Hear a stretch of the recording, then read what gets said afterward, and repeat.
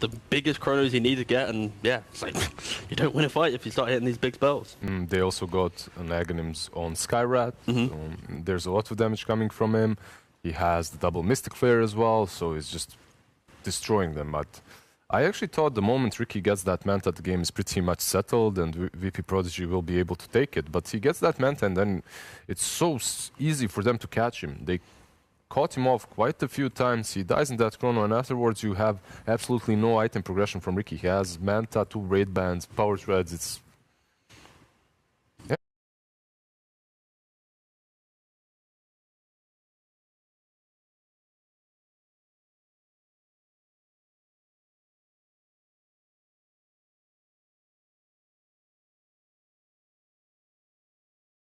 Really the Ricky that gives them their ability to truly pursue. And yeah, he's dying first every fight. It's just not there. You like the Fusel now, Cinderin? I don't Epileptic really Kid. Oh my god, is he dead again? Yes. Oh, wow, good he is God. actually just feeding now. Jeez. And that's while they were roaching the whole time. Yeah. Didn't even need their core heroes there. It's starting to look real good for FlyToMoon now. Yeah. When Void gets his next item, high grounding becomes a possibility as well. With this Aegis, he has 5 minutes. Looks like he's eyeing up a BKB. Don't know if that's necessary when you have Manta in this game. But maybe MKB is just super value this game. Not only gets Windrun, which not exactly hitting him, but the smoke from Ricky. Yeah, that's kind of true. the damage item you're looking for. BKB has the same effect, right? Like then you can, not against the Windrunner, but at least against the Ricky, right? You BKB up, you ignore that.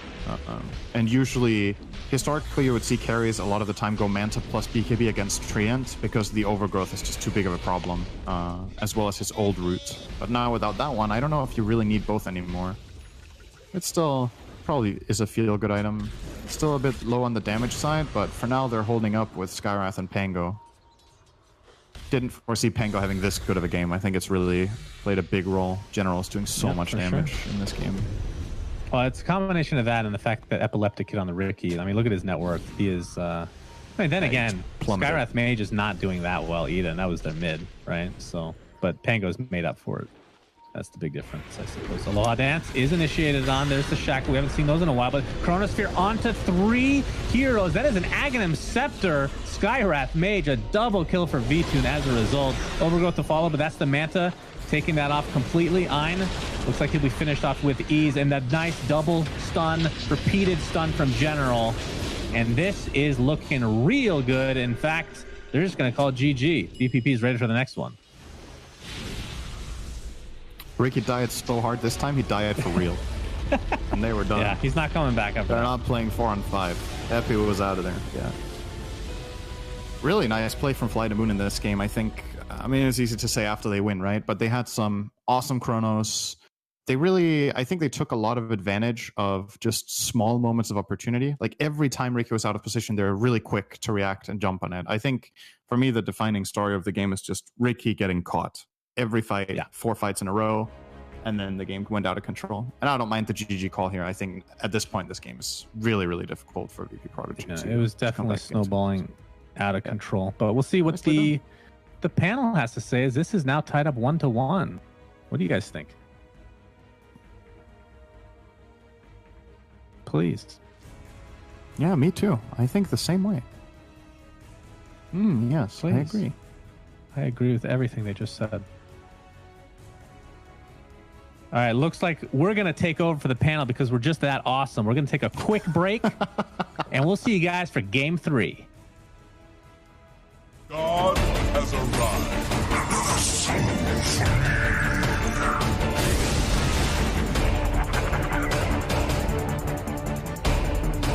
Goodbye, and God forbid.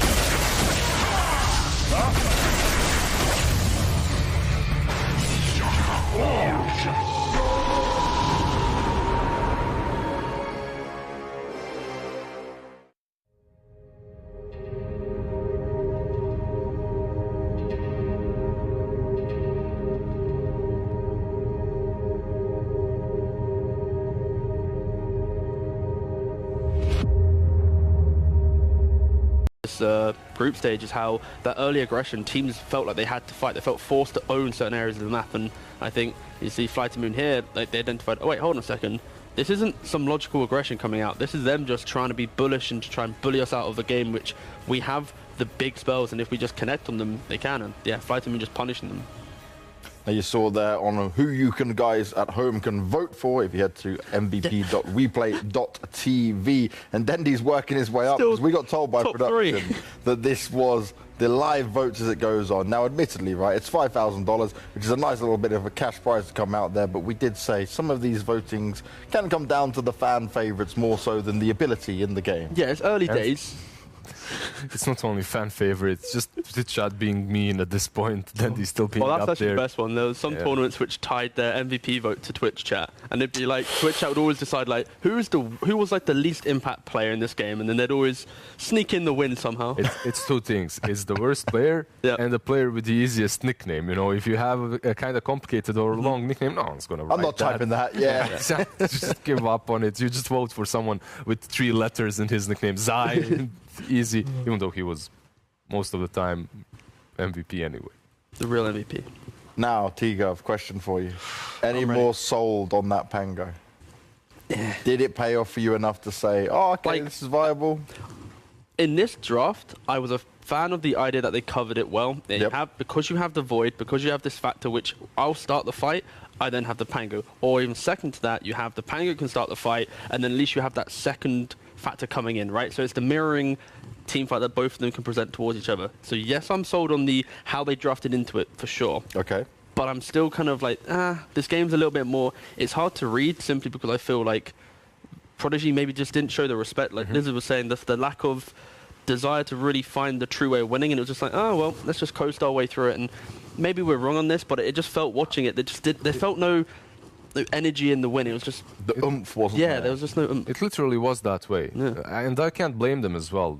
I've seen many teams fall into the same trap because you're just owning them. If you remember, from the Dead Prophet having that triple kill, then afterwards they lose the tier 1, but they get 4 kills. Then a couple of team fights afterwards in which Void just uses Chrono and runs. And also, I think there was actually some fights where the Sky, his damage was completely mitigated because when he threw down the ultimate, they were already grouped up 2-3 heroes tanking the ult together. You had the DP with the Blade Mail. Like, they probably was like, oh, the Sky's already fallen off of the game. They probably just completely pushed away the mid lane, and then suddenly, when you do fall into the trap of getting hit by the Chrono or getting hit by that Rolling Thunder, the Sky can actually pump out the damage correctly on single heroes, not split between 3. That's when it's like, oh, damn, this guy is in the game. There's also one thing.